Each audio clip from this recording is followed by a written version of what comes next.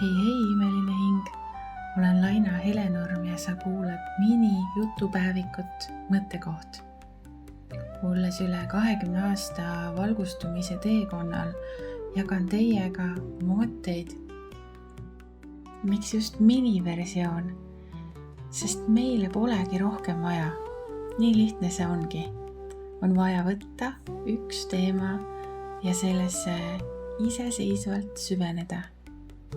Meie aju mitmeid teemasid korraga nii ehk naa sügavalt läbi ei võta, mistõttu see 5 minutit annab palju võimsama tulemuse kui 10 pikka podcasti.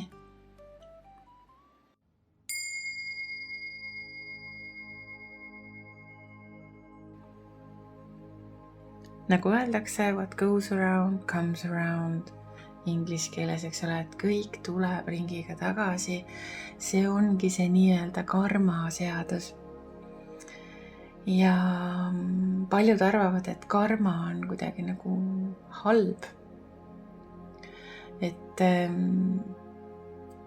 karma ei ole ilmtingimata halb. Karma on lihtsalt, tähendab seda, et energia liigub ja tuleb mingit moodi tagasi ikkagi. Et see, mida sa välja annad, kuidagi jõuab sinuni ja täna on see karmaring aina kiirem ja kiirem ja kiirem. Nii et karma ei ole alati halb ja kui sa ikkagi kiirgad kõrgel sagedusel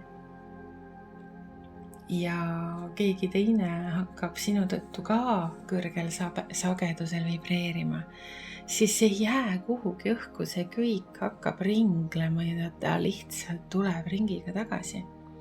Ehk siis, kui sa teed head, siis see hea tuleb ka samamoodi tagasi. Energia on pidevas ringluses.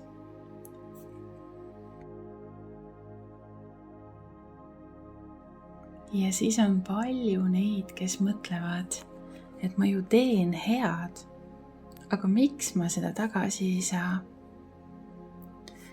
Ja seal on 3 kõige määravamat faktorit, mis mõjutavad kõige rohkem seda.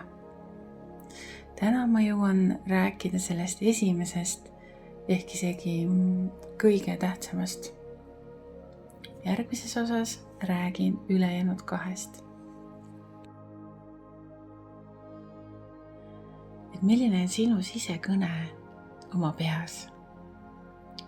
Et kuidas tihtipeale me anname nagu teistele palju, teeme head. Aga milline on meie sisekõne meie enda peas? Kas me oleme iseendaga samamoodi leebed ja hoolivad?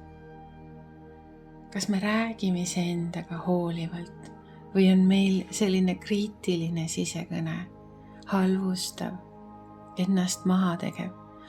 Vot sellise sisekõnega me tõmbamegi ligi selliseid asju. Et see on samuti energia. Me sellise sisekõnega muudame oma energiat selliselt madalaks, enda vibratsiooni madalaks. Ja hakkame tõmbama ligi samasugust madalat energiat. Et see on mõttekoht praegu. Mismoodi sina oma peas iseendaga räägid?